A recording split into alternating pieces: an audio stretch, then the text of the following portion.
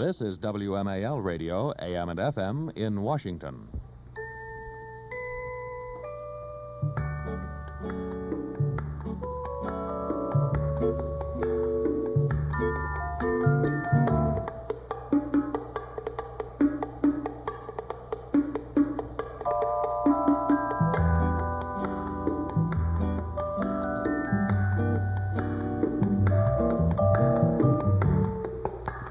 Felix Grant each evening on WMAL Radio, presenting nightly the album Sound. We begin Monday through Friday at 7:35. We continue till midnight, and the music is always from albums all the way through. The extended news is now presented nightly at 10 o'clock, so that's 10 till 10:20, and then we have uninterrupted music and things up until midnight. I had mentioned last night, when I had first heard about it, and then I'm mentioning a couple of times tonight that we have a guest by tonight. First time we've ever had a chance to talk. We've had a couple of offhand comments for about the past 20 minutes here in the studio, but not too much because I didn't want to ask too many things, prefer to ask them on the air. Our guest here is Dee Watson. Dee, welcome, I'll say, back to Washington. Well, I'm glad to be here. Washington's a fine city. I worked here many times at the Howard Theater and the Capitol Theater and a couple of clubs around town. Really enjoyed it. Well, your visits to Washington aren't nearly as often as they once were. Where do you pretty much keep yourself busy these days? Well, I've been out on the West Coast for the last 15 years. I was in Las Vegas for 10 years. Then I went to L.A. for 3 years. And got kind of tired of the West Coast. I think I'll come back east, and spread my grease. Wonderful. Well, of course, one of the most famous singing groups, today now looks like there are hundreds of singing groups. Oh, it's millions of them. Oh, my goodness, there are so many singing groups. Yeah. And they all have mad names, and some of it's lots of fun and so on like that. But the Ink Spots, when they came on the scene just about 30 years ago, were just about electrified everybody. That's right. Well, we had something that make the people cry and make them laugh and make them feel happy too, We had that unique style of the high voice and the honey child, low voice, and wonderful. Then we had that swinging tunes like Java Jive, novelty tunes like Your Feet's Too Big. Yes, indeed. Yeah, we had them going. The only way we could get off the stage was to sing the national anthem, Yes, I'm not at all surprised. One of the reasons that Dee Watson is by here is a story that he wrote. The book was published in 1967, called "The Story of the Ink Spots." Now, this is a small and I would guess to the point book, and there is a story about the Ink Spots, and there is in the minds of some people there were 4 ink spots originally. Am I correct? Right. Now there are more than 4 ink spots. Is that kind of correct too? Well, so many people going around the country invitating us and saying they're the ink spots, Every time I catch one, I blot them out, Well, I saw an ad about, let me see, it was about 3 weeks ago in the Fort Lauderdale newspaper that the ink spots were appearing in Fort Lauderdale. That wasn't me. It's another group invitating me, Well, the thing that I've never been able to understand, I've known a little bit about this sort of thing. That's why I said there were 4 ink spots, and now how many are there? There obviously there must be a lot of them around someplace. The way I look, I see spots before my eyes. But how did this happen? How could I? Now, I don't imagine we could get together and go out and call ourselves the Mills Brothers. No, you couldn't do that. Well, you see, my guitar player and I, Charlie Fuquay, have the name copyrighted right here in Washington, with the Federal, Yes. And we can't be everywhere, so guys go out. We out in the boondocks, where we can't find them or don't know they're there, and they play and call themselves the Ink Spots, and the people don't know, So a lot of people know, but they're there and they're singing our songs, you know what I mean? Yes. But it's keeping me out of work, and it brings my price down. Well, can't these people be sued? Yeah, now, these people, every time I catch one, I sue them. Well, now, 3 weeks ago, as I say, I know in one of the auditoriums in Fort Lauderdale, there was a group down there called the Ink Spots. I saw the ad in the paper. And I should imagine you'd be able to sue these people. Yeah, if they were still there. See, they jump around. They jump here and there, and the time you get to them, they're gone someplace else. That's the strangest thing I've ever heard in my life. That's amazing. Yeah, it's really strange, but the thing of it is, the people see the sign ink spots up there on the marquee, Yes. and they think it's us. You understand? The real ink spots.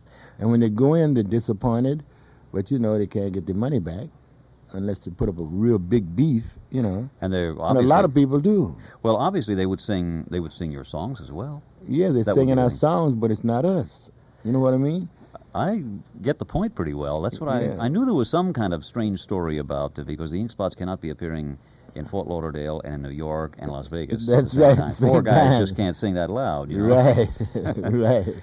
I think maybe it would be a nice idea if we played something now by the Ink Spots and then get into a little conversation after we hear. This is one of their very early and great successes. If we get into a little conversation about some of the earlier days of the guys and who they were and where you all came from and how you met and some of the background, that kind of thing. But first, I think we'll just pause briefly now. Here is one of the very early successes of the Ink Spots.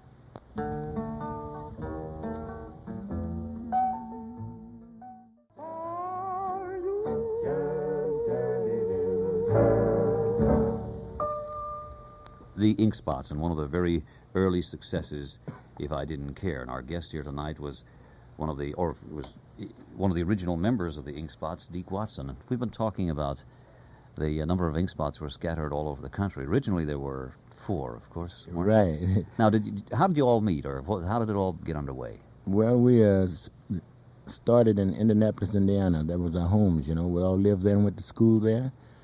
And we used to sing around the school, And knew each other as kids, of course. I Yeah, guess. as kids, we Yeah. grew up together. Yes.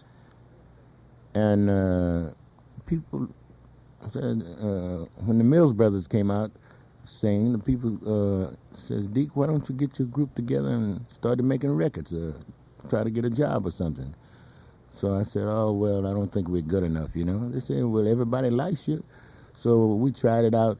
We went on the street corners, Yeah. and singing on the corners and passing the coffee pot around. Yes. We used to make $20, $30 a night a piece, Boy, As kids, what I mean? That's good. that's pretty good money.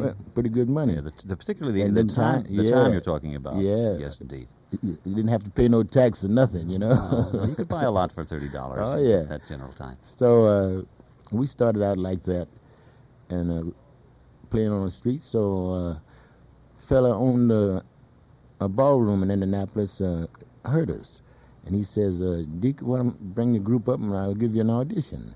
So we went up to the Indiana Roof Gardens and made an audition, so they hired us right away. Now, what year was this? That was in 1932. Wow, the Bills Brothers just about started a little bit before that They themselves. started in 28, It 27. wasn't too much Yeah. longer. No, not too much. Yeah. So we got a year's contract at the Indiana Ballroom and, build up our repertoire and everything.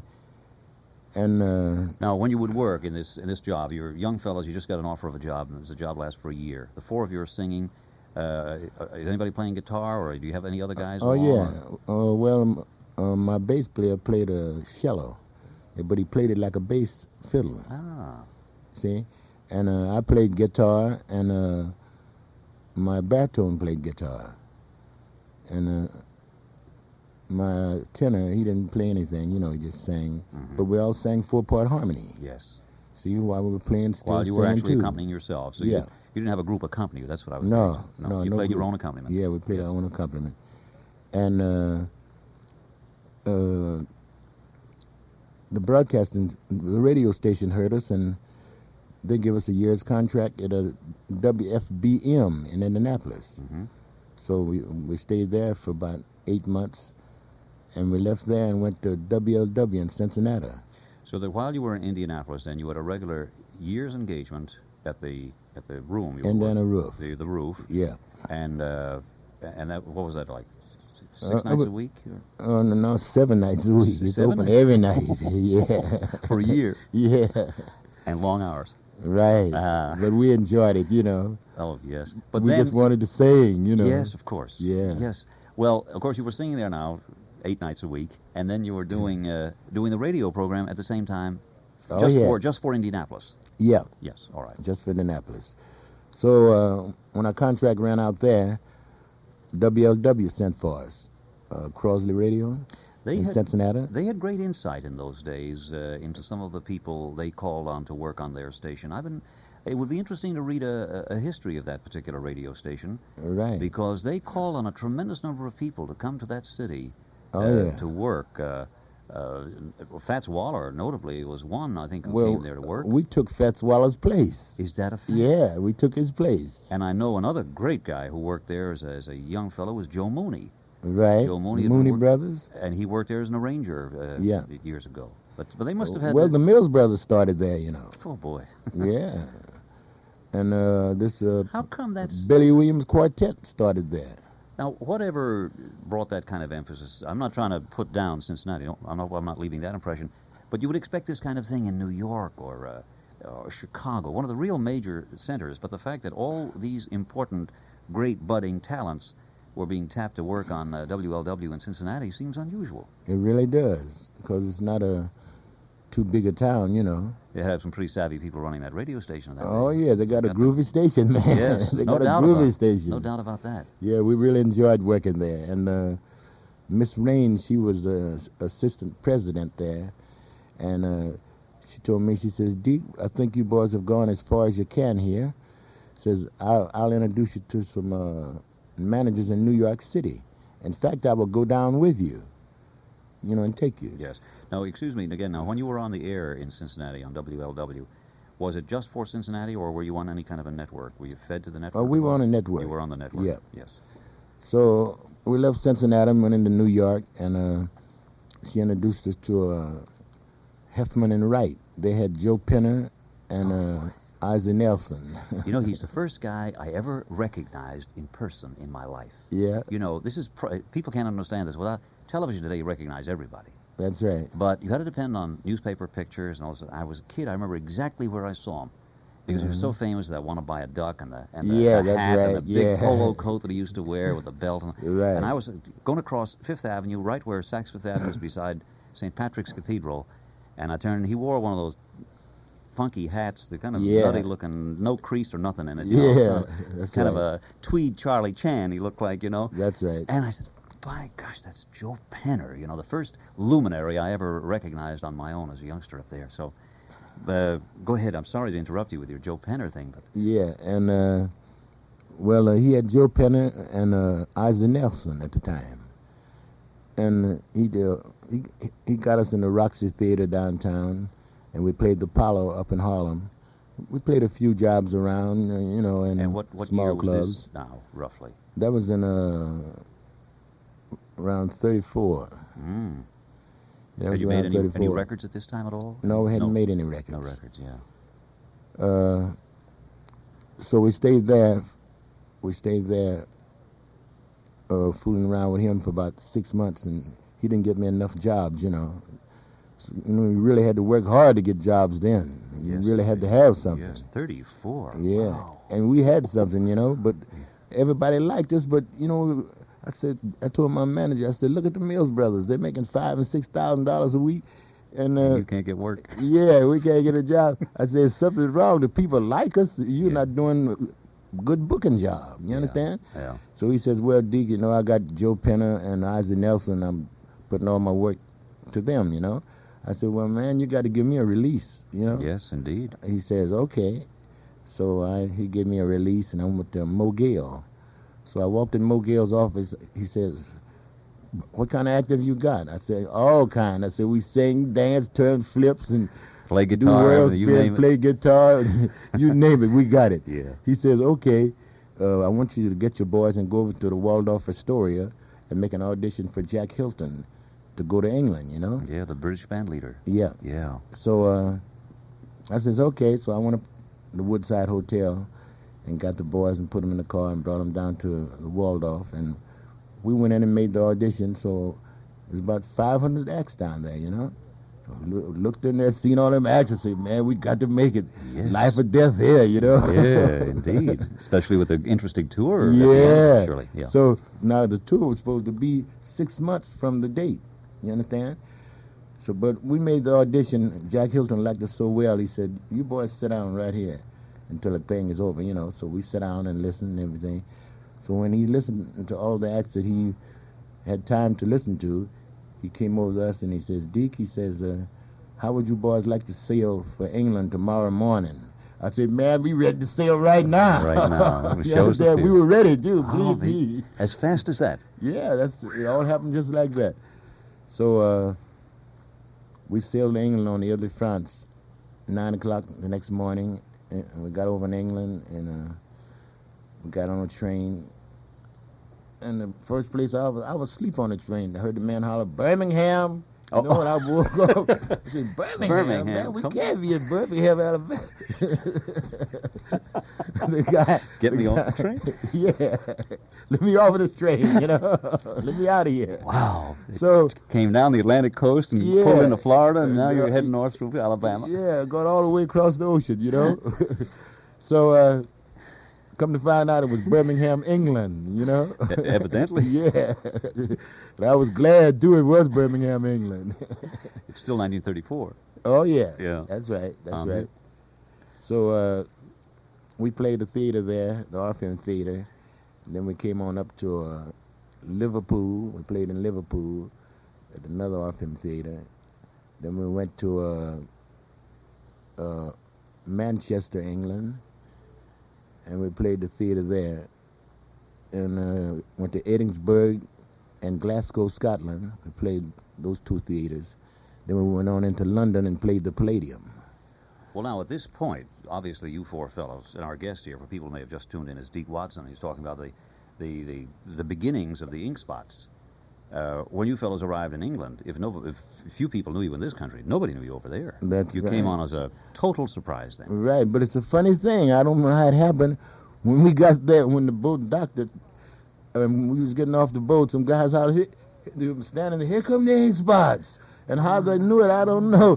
Guy, hey, Deek, what you know, Because the Blackbirds was over there at the time. New Lester's Blackbirds, and the guys knew us from the show. Yes, indeed. They were on the show. Well, there were a number of acts that went over to England and or London at that particular time who were very, very well received. Oh, yeah. I think was it along about that time? I think it was close to then was Ellington's very first visit to England. That's right. And I remember Louis Armstrong talking about, I think it was maybe a little bit before that, was his first trip. Yes, it was. He had been there. He just about mobbed, he said, coming down of course, they did hear of his records. He had a broader reputation than the Ink Spots at that time. Yeah.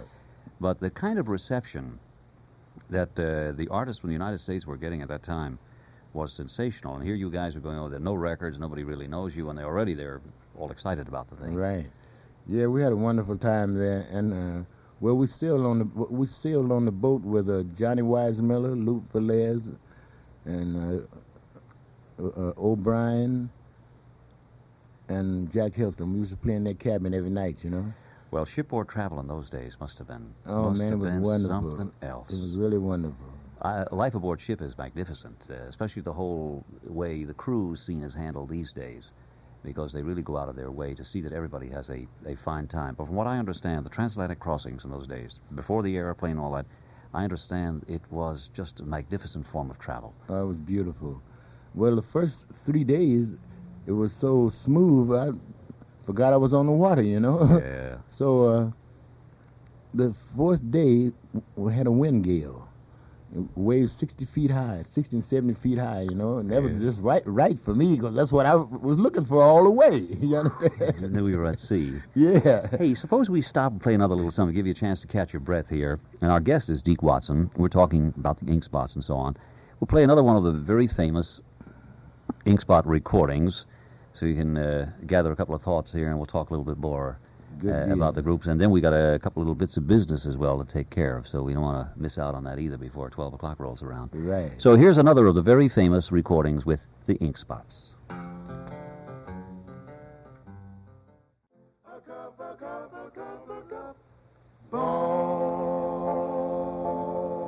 This is the famous singing group, the Ink Spots, and our guest tonight is Deek Watson, who was talking about the Ink Spots. Deek happens to be just visiting in Washington. He is not appearing in Washington at this time, and has brought along a little book for me here called The Story of the Ink Spots, a book which was published in 1967. And as far as the history of the Ink Spots is concerned, we've gotten up to now, they're arrived in London, but yet kind of on the way at the same time on the Ile-de-France and having a ball going across. And we have a little bit of business here to take care of, just about 10 seconds worth, and then we'll continue our conversation with Dee Watson. Termites? For free home inspection, check the white pages for Western exterminators. Call, and Western's on the way.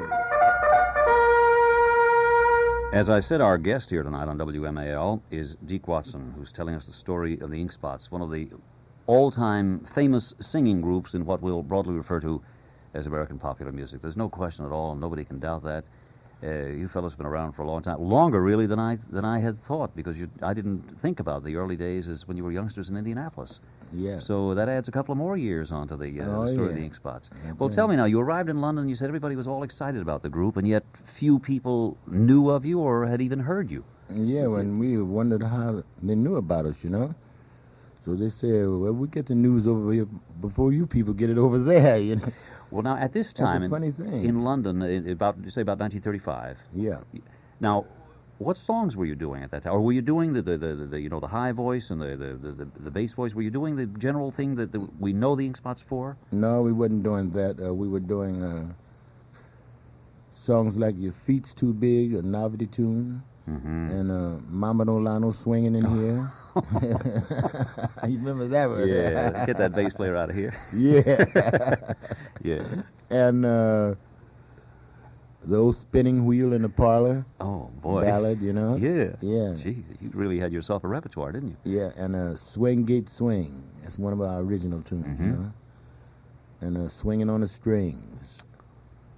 Tunes like that, you know? And jump tunes and popular tunes. We wasn't doing no lower, no high and low. We were doing the high, but not the low, you know? Not the low part, yes. Yeah. Well, then you stayed with Jack Hilton throughout this entire tour. Oh, yeah, we stayed with him. And were some of the other people on the bill with you who were pretty important, or on the way up at that time, or was it just Hilton, the band, and yourself, and on the Ink Spots rather? Well, we had I was just curious if anyone else was along who was, young at the time, who later on became rather important. We had this saxophone player, made Body and Soul. We were just talking about him. Coleman Hawkins. Coleman Hawkins. We had Coleman Hawkins. Yeah, he was doing Tiger Rag and Body and Soul. That's the only two numbers he did. That would be about the time, because then he went over and lived in Paris right after that. Right. Until World War II, when he came home. That's right. And he lived over there for about 4 years, and then came back in 1939. Yeah. And did Body and Soul then. Well, you see, there was somebody else along on the tour with you. That's right. And, Jack Hilton, had a show in his band. A whole review of some a whole review made up within his band. Trombone player, he was a comedian, and the drummer was a comedian. Everybody in the band. This was kind of the thing of a little bit, though, wasn't it? This wasn't unusual, though. No, it wasn't unusual, but it was a good thing. They all had a lot of talent, and the show went over great everywhere we went. So we stayed over there. Did you dig London at the time? London was crazy. Was it? Foggy, too. One night we were Dublin playing Holborn Empire and the Palladium for a week. It was Dublin. Coleman Hawkins was with us, too, Dublin with us. And we got in Jack Hilton's Rolls Royce, and he had a chauffeur there and to drive us from theater to theater, across town. By the way, Jack Hilton's wife had a band also, Miss Hilton. I didn't know that. Yeah, she had a band. She had a terrific band. And it was so foggy that night we was leaving the Palladium going over to the Holborn Empire. It was so foggy that we were supposed to get there for the second show, but we got there for the last show. We couldn't get back. Got lost in the fog. We got lost in the fog. The guy had to take a stick and hit on the sidewalk, on the curve, and said, "Come on, a little bit further." Yeah, a little bit further. Boy. It was so foggy you couldn't see nothing. Oh, that's fantastic. Oh, it was terrible, man. So we always sitting up there riding, having a good time. Yes. We wanted to make the shows, but they had no. At a couple of yards an hour, you were getting over there. A couple of yards an hour. That's what it was. Yes. When we got there, the people jumped up and started screaming and clapping. They were so glad to see us. Well, how long did this tour last before you came back home? Now, the tour lasted for about 2 years. Oh, boy. Yeah, we stayed over there. We played in the biggest nightclubs, and we played for Prince of Wales when he was made king. and we played for royalty over there and everything, you know. So then in that 2 years played at the Coronation. in the 2 years of steady work then that you fellas had, you must have had a chance to really, if you had any wrinkles at all, you had a chance to really get them out of the act, didn't you? Yeah, we had got them out. Oh, I didn't realize. We worked every night, you know. Gee, that's marvelous. Principally in London. Yeah. Gee, that must have been really something. To That's think right. that back here at that time, you might have been running around looking for a job someplace or another. You've got a regular 2-year assignment. Yeah. And in very lovely surroundings at the same time. Right. London's I've only been in London twice, and that's in the past few years. Uh-huh. But I didn't see, I didn't see as much of London as you did. Yeah. But I saw parts of that. It's kind of an interesting city. It really is. And no matter what they say about the English food and all that, I think you got to look for the restaurant. You find the restaurant, Oh, you'll yeah. find they've got the food, boy. Oh, yeah. They can really put it out. We found one of them Soul Brothers over there cooking, you Oh, you know, did? man. We laid right on here. Well, then Yeah, we had a ball. eventually you came home. Yeah, well, while we were over there, we signed a contract with NBC in New York City Yeah. for a year on a sustaining program of 15 minutes 3 times a week. Even before you came back to the United States, you had a show already lined up then back home. Yeah, Wow. yeah. Did you For do any 1 year. recording over there? We recorded a couple of numbers, and I never heard nothing of them. You know, Oh, I from- see. They were done for English Record Company. Yeah. And They sold over there, Sold but over they didn't there. get them over here. then they're the really obscure Ink Spots records of them all. Then those you made in London at that time. Right. Have you ever heard any of them? You No, know of I anybody haven't who heard has any them? of them. Oh, I heard some people, Had them or something. yeah, that had them, that had heard them. Said, "Where can I get this record over here?" You know, Yeah. I don't know. You know. Surely, yes. Sometimes people think that an artist makes a record and then walks into the control room and walks out with 10 copies for himself. Yeah, yeah. And I know artists who have said to me, "Do you by any chance have an extra copy of that record I did so-and-so?" That they never did get one or so. That artists very often are the last people to get their own records. Right. Now, there are probably some who go out of their way to make sure they have a full collection, but there are many other artists. The way they get me, I give them all away or somebody steals them, you know? Yeah. When I give a party or something, all the records are gone with the party. You understand? Well. So then your whole stay, the whole thing for the Ink Spots being introduced in London was tremendously successful. Then. Yes, it was. The whole tour for 2 years. And Beautiful. So you come home about 1937 then. Yeah, And you've got yourself a show lined up on NBC already. yeah, 3 times a week. And that's when we started recording for Victor. We made a Mama Nolano swinging in here, your feet's too big, swinging on the strings, and stomping at the Savoy for Victor. Now, that was pretty much par for the course. I was talking about this kind of thing the other night in talking about the number of records that people make. And I was making reference specifically to Fats Waller, who recorded, I think it's something over 700 sides That's right. for Victor, in RCA Victor in his time. Yeah. But it was a very common thing to have people just do 4 songs. Oh, yeah. Whereas today they go in maybe do 12 to make up a whole LP. Oh, yeah. So the fact of doing 4 at a time, 4 at a time, 4 at a time, by the time you knock out 700, you're pretty busy in the record business. Oh, yeah. So this proves the point I was talking about, that you fellows did four sides. Yeah. But they didn't move so much so fast, you know. So Victor had too many big stars on there, you know, and they were working with them. They weren't giving us no distribution at all, see? So Decca wanted us. So we went with Decca, and that's when we started whaling. Yes. Yeah. Well, who at this time now, in 1937, who was your primary competition? Well, the only competition we had was the Mills brothers and the Andrews sisters. That's all. Wow. Boy, that's...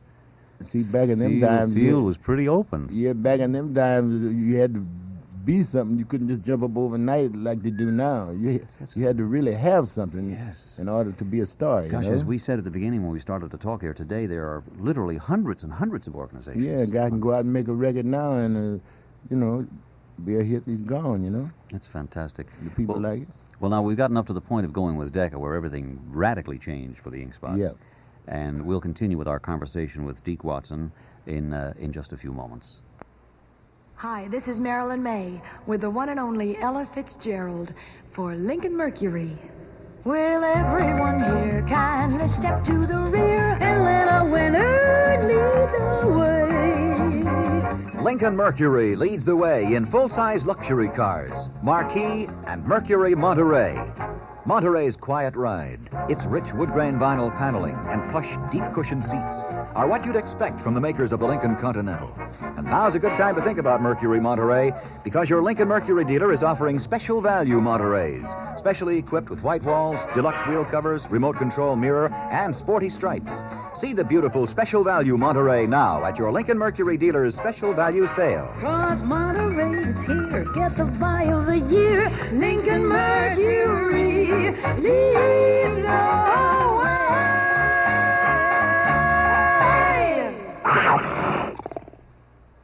WMAL, Washington. This is WMAL, AM and FM in Washington. Felix Grant on hand in the evening. The album Sound till midnight. The final hour of this program every night is also broadcast in stereo, and that's at 107.3 on the FM dial. And in this final hour tonight, we're having a conversation with a gentleman who's just visiting in town, just stopped by to do a little talking about this famous organization he was in for such a long time. This is Deek Watson of the Ink Spots. And in our little narrative so far this evening, you've just come back to the United States with the sustaining program on network on NBC, and finally now Decca Records has you. Right. And you're still not a household word by any stretch of the imagination. Not everybody knows about the Ink Spots, even at this point. Right. So what was the next thing? Well, we started recording for Decca, and we made a tune called Brown Gal. And on the other side, we had a number called Give Her My Love. Then we made another record, Just for a Thrill. And then I wrote a tune called Pork Chops and Gravy. Mm-hmm. And they were started moving up, you know. I hear them all over, everywhere we go. Brown Gal, Pork Chops and Gravy. And have you gotten into the concept yet of the high voice and the low voice? No, I haven't got into gotten into that yet. No. I see. Moving up, see, it's going on up. So we were recording one day, and this fella called Jack Lawrence was his name. The guy who wrote Tenderly. Yeah. The guy who wrote the lyric. That's right. Yeah. He came in with this tune, If I Didn't Care. So we did a knock-kneed sales on the Mona's bench. And you know, the names of some of these songs are as wild as the names of some of the groups that were in existence, and, you know, in some of the bands and so on like that. It's great to read about all the touring groups and so on like that, even some of the costumes that were worn and uniforms and things of that sort. For anyone at all interested in the development of music in this country, it's great fun. Yes, and it I've is. made a kind of a hobby of it in a sense. I've followed it greatly, but the names of the songs and the names of the groups just fracture me. Yeah, at they're times. real crazy. But this tune, what's the name of the tune again? Knock-kneed sale on the Mona's bench. Go ahead. Next. Yeah, and we didn't have nothing to put on the other side, you know. So this guy walks in with his tune. He says, "Here's something you can use for the other side." We looked at it, you know, and the music wasn't quite right, so we fooled around with it and got it swinging in our style. So I said, "Well, Kenny," he said, "how you going to do it?" I said, "Kenny, you sing the high voice there, and Hopper, you talk it like an old man, you know. Honey, child, if I didn't care, you know, one of them things." Yeah. He said, "Oh, man, I don't want to be doing that." Hey, you're right. Go ahead and make it like we been making them, you know. I said, "Well, try it out, man, and see how it goes." He says, "No, man." So Jack Cap, he was with Decca then in the control room. So he says, "Go ahead, Hoppy, try it out and just see how it goes. We'll make one just for fun, you know." Fun, surely. So the one we made for fun, that was the one. That was the one. Isn't that incredible? And we listened to it after he played it back for us, and we said we thought it was the loudest record we ever made. Wow. Honest, we did. We were playing over in Philadelphia at the Little Rathskeller, And next day it came out in the papers. What's this guy's name? Walter Yeah, Winchell. Walter Winchell. Walter Winchell put in his column, orchids to the ink spots for their fine rendition of If I Didn't Care. He says anybody else that makes it, scallions to him. Yes. But a plug from him in those days was very important. It really was. It really was all important. It was really more than people would imagine today, because today, with the great number of radio stations that exist in the United States, you almost have to have a bulk of radio stations playing a particular tune on a real consistent basis Right. to have anything really totally catch on. It's That's almost right. impossible for one man. One may emphasize something here, one may emphasize something there. But in the time that you're making reference to, Winchell was a potent force in that area. Oh, yeah. A plug from him in a column could have record stores and people of this sort go out of their way to get the record. Right.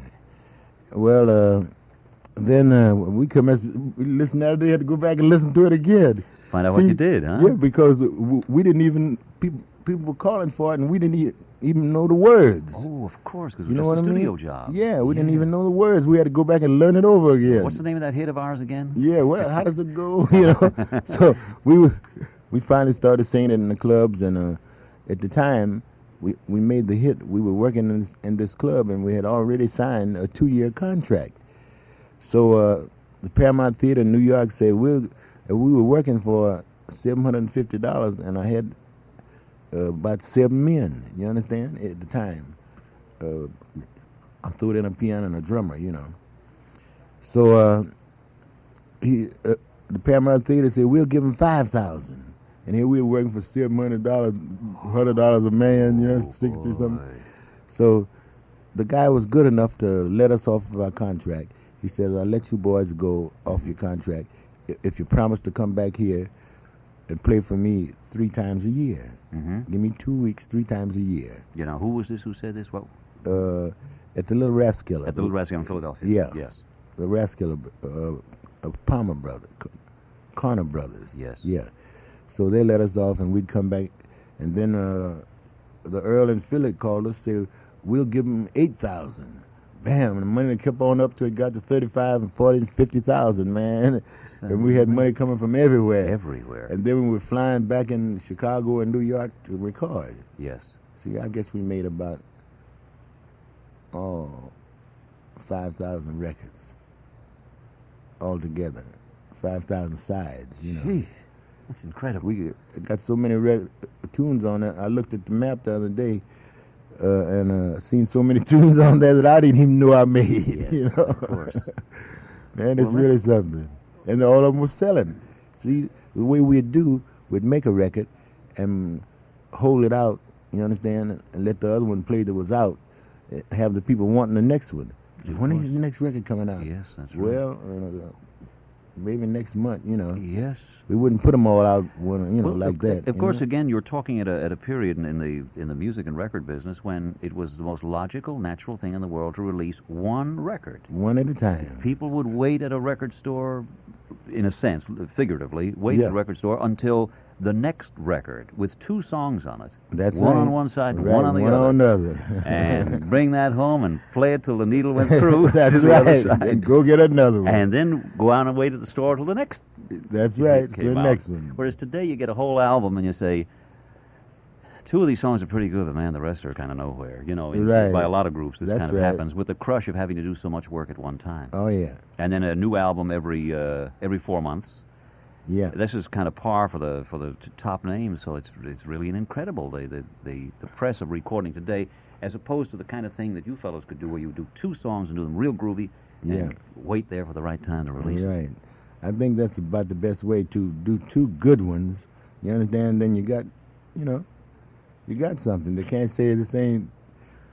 See, one time we went to make a record. They flew us all the way from L.A. into Chicago to make a record, and we were so nervous, and everything was wrong. We couldn't make a record in a whole day, not one side. Isn't that And we had to fly back. you get them kind of days, you know, where something's off or everybody's, you know. Yeah, that's right. This we happens. couldn't make one side. Yeah. We had to fly all the way back, you know what I mean? Whole day wasted, money. And we're going to pause here again for just another moment. We have a little piece of business at hand. Right. And then we'll get on with a little further conversation. Our guest here again is Deke Watson, and obviously we're talking about the ink spots, and we've just about reached the pot of gold over there, close to the end of the rainbow anyway, pretty close to it. And we'll continue in a few moments. Termites? For free home inspection, check the white pages for Western exterminators. Call, and Western's on the way. This is WMAL, AM and FM in Washington. Felix Grant here in the evening. Album sound till midnight. And our guest tonight is Deke Watson of the Ink Spots. And I just want to stress the point, Deke, because you're in town, and invariably people will call and say, well, where are the ink spots appearing? And I just wanted to stress the fact that you're just passing through, That's all. Visiting with some friends, and I'm very pleased that you were able to come by and visit us in the studio here. You know, we don't often get a chance to sit down and have a nice, relaxed chat with somebody, as opposed to an interview kind of thing. I'd rather sit down and have a conversation with someone. Yeah, that's better. That kind of thing. It's better. I like it. And the fact that we're here, and it's, maybe a little before midnight, and we haven't got too much time, but enough time to find out a little bit more about the ink spots. Well, now, in the way you fellows work, there were four of you, Pardon me. And you were getting. I'm not trying to go into the money necessarily, but were you like a cooperative organization? Like, did you just split it down, divide it by four, or? Yeah, we were incorporated. Yes. Yeah. And it was whatever you did was divided four ways. Then is that? Well, I pretty much got the way- about $15 or $20 more because I was the leader, you know. Mm-hmm. But it didn't amount to nothing. We was getting so much, you understand what it is. You understand? It's just like a figurehead type. Yeah, one of those days. Just make you Oh. feel like you're the leader, you know. That's amazing. Yeah. Then we went into the next thing we went into. They sent for us to come out in Hollywood to make that picture, the Great American Broadcast of 1941. Mm-hmm. So we went out, and right away they gave us $300,000 for. We did about 5 songs in the picture, and they picked me out to do the acting. You know, one of them things. They had me dressed up like a Pullman porter, and I was running around the trains and things, in and out. I don't remember you getting the Oscar that year. Did you? No, it slipped by me. What happened? Well, I just missed it by one. You said you were an actor. I Yeah, heard you when I you just said missed it by one. They always pick me out to do the acting, you know. Yeah. Well, you were getting $20 more. Yeah, that's Gotta why do they something did for it, I guess. I had to Oh. do something for that $20. Frantic. And well, we had Cecil Romero, John Payne, Alice Faye, Jack Oakey, in the picture with us, and we also had the Nicholas brothers. Oh, the dancers. Remember them? Yeah, Oh, we had boy. them. They were in the picture, Yeah. and it was a wonderful picture. I see it sometimes now, you know. They have it on a late show. Yes. You know. Well, all of a sudden, it seems to me, just in recalling point of time, that all of a sudden there was a group called Deke Watson and the Brown Dots. Yeah. Now, the ink spots were in existence, and all of a sudden there's Deke Watson and the Brown Dots. Yeah. What, did something happen? Well, when we broke up, Kenny and my guitar player, they went on as the Ink Spots, and I took for about 5 or 6 months the name of Deke Watson and the Brown Dots, and started recording for Manor. But I couldn't make no good there. But I've been making too much money to start over. You understand? Mm-hmm. And I was making nice money, you know, $2,000 and $3,000. But man, that wasn't nowhere from where I was making with my ink spots. You understand? Yes, and the So and I had the name copyrighted. So what is used to be, you understand, going on in another venture. Well, I remember vividly hearing Deke Watson and the Brown Dots and For Sentimental Reasons, I Love You for Sentimental Reasons, Yeah. which, of course, is your tune, which Yeah. you wrote, and a number of people have recorded that tune as well, haven't they? Oh yeah, I got about well, my first check was $85,000 On that tune? on that one tune. No wonder You those know? songwriters. They have that old expression. There's no one with endurance like the man who sells insurance, but the songwriters are worse. Oh, man. When a songwriter calls me, I shake because I have nothing to do with songwriting. Yeah. I have nothing to do with publishers. Nothing to do with any of that kind of thing. But with this kind of story, you can see someone getting out that paper right away and saying, man, I just wrote the great song, Yeah, but I had to get about 20 lawyers to keep it in line for me. Suppose somebody was stealing shit from me, I had to get about 20 lawyers, man. They got plenty of money off of that song, until I got them paid off, you understand? You got to watch them like that because somebody will steal them from you. Yeah, really. Yes. Oh, I wrote this tune, If I Had My Life to Live Over. Yes. And I was singing it in the dressing room in Chicago, and I was going to New York to record it.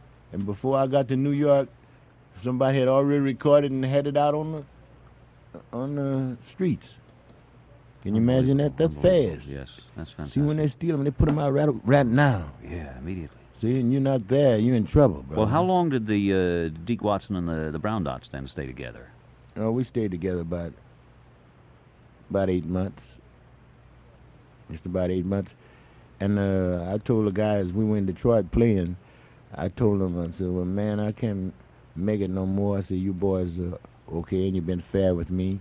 I'll give you the costumes, and go ahead and work, the Brown Dots, and because I can't make it on this, kind of money, because I don't want to shortchange you boys, and I would have to do that if I keep going on, because I couldn't keep up my bills and things, that I had made. Well, then, what did you do? Did you go back to the fellow, the original fellow, the Ink Spots? Yeah, Charlie and I got together. Got together again. Yeah. And then resumed again, more or less, even though the Ink Spots had been in existence. Yeah. But then you were back with them after almost a year. Yeah, they've never been out of existence.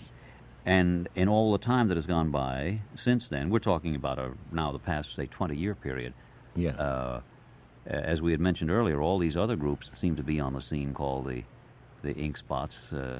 This is the thing that's always been confusing to me, and I didn't know the whole story. As I say, I wondered, well, how in the world can there be Ink Spots all over the place when when there were really only 4 members?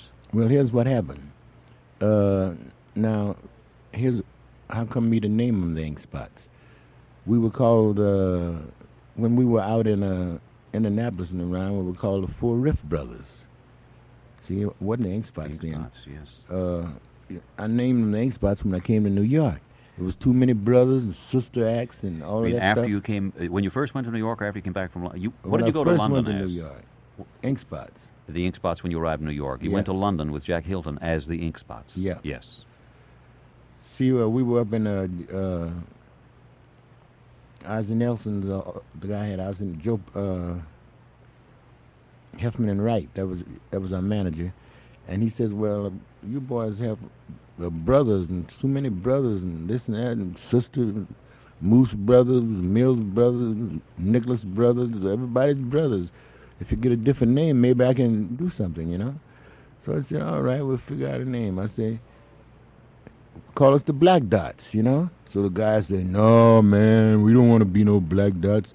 Oh, man, no, don't ever do that. Don't put that on us, So I got to kind of agree with him. So the manager laughed, while he was laughing, he dropped some ink on his paper, So I said, well, let's call us the Ink Spots, So they said, no, there you go again, Ink Spots, Black Dots, man, we don't want to be no Black Dots, no Ink Spots. And so my manager said, well, fellas, let's try it out for a couple of weeks and see how it goes. Because he dug it, see? Yes. And so he tried it out, and then was had us moving, all around. We played all around them before we made If I Didn't Care. We played all around them theaters, all down, those small theaters, and the Apollo, and quite a few big theaters, but wasn't hitting like, But the Ink Spot name drew the people there. Yes, yes. Yeah, drew the people there. No, it turned out to be a groovy name eventually. Yeah. No question about it. And now, everywhere I go, everybody else wants to be an Ink Spot. You understand? Go to recommend they call themselves Black Dots. All those guys are trying to cut in on you. See how fast they go for that. Well, then, we've almost run out of time here, Deek, and we didn't get around to your book. So here's a book. It's published by the Vantage Press. Just let me take a look at the front here. What's that, the head cover? Vantage Press and story of the ink spots. I guess most everything you told me here tonight is darn near in this book. It's in that I guess book. so, because I haven't read the first edition here, copyright 1967, the Vantage Press in West 31st Street in New York. Well, if anyone wants to find out a little bit more about the ink spots, it's in the book here, I'm sure. Right, and the book can be purchased at the Heck Company. And Brentano's. Brentano's, Yes. yeah. Well, you know, the very often these stories about people in music parallel very closely the kinds of things that were happening on the social side in our country. Right. It's quite interesting the fact that you would work in a place for 7 days a week and have your radio program at the same time. Yeah. And make 2 records at a time. And without going into sociology, that's not my point, but at the same time, I think when people follow the history of people who created music and dancing, there's a great book out right now called Jazz Dance. Yeah. It's the whole story of dancing, all the theaters, the TOBA circuit, and everybody who ever worked on it. Yeah. And stories of Eddie Rector and Baby Lawrence and everybody. Yeah, It's great. yeah. So this must have been a kind of fun to write, I guess, at the same time. It was. Well, Deek, I want to thank you very much for coming by. The Okay. ink spots, do they travel much anymore? Well, not too much. I was up last summer. I was up in Canada, all over in Vancouver, and I was up in Canada for about 3 months. Halifax and Prince Edward Island. Oh, yes. Oh, Newfoundland. It was beautiful up there, you know. in the Yes, summer, indeed. man. Grass is so green, you know. Well, of course, Pretty. wherever you work, I suppose people have songs they want to hear. In some cases, I would guess that maybe a couple of them you've almost forgotten, but some fan will come up and ask for something. Every time, Never every fails. time, man. And of course, everywhere we play, the guys said, "Why don't y'all do this, do this, and do this?" The people say, "We want to hear If I Didn't Care. We want Maybe, Java Jive. Don't get around much anymore." Yeah. They call our numbers for us. Surely. And if you don't do them, man, you're in trouble, you know? Yes. So, I mean, that's our theme songs. Do their number, give them what they like, and they're satisfied. That's right. You know? Well, again, my thanks for coming by. You live in the New York area these days. Is this where home is now? Yeah. Well, it's a delight having you in Washington, and I hope we'll see you again. I hope maybe we'll see the ink spots around. Right, I'll be here. I'm going to move down here in a couple of weeks. Into Washington? Yeah, I'm going to have a place here. Well, that's wonderful. I'm looking to be working around here in this neighborhood, you know? Well, I'll keep my ear. I'll come in and ask for Someone's Rocking My Dreamboat. Crazy. Okay. Yeah. Thank so you. we'll rock a while. Yes. Oh, it's been great fun talking with you, Deek. And we just run out of time. Otherwise, we'd stay here for longer. Yeah, well, If I don't get out of the studio, someone's going to come in here and throw me out. So Yeah. again, thank you and good night. Thank you, and God bless you. Thank you. Our guest, Deek Watson, and we'll wave goodbye along about here. Felix Grant on hand Monday through Friday. We begin at 7:35 and we continue till midnight. The music is always from albums, and of course, as I said, our guest in the final hour tonight was Deek Watson of the Ink Spots. Now, Dan Hackle will have the midnight news, and then Bill Mayhew will be on hand with music through till 6 o'clock in the morning. And of course, at 6 a.m., there you'll find Hardin and Weaver, all on WMAL, AM and FM in Washington. Till the next time, Felix Grant here. Good night.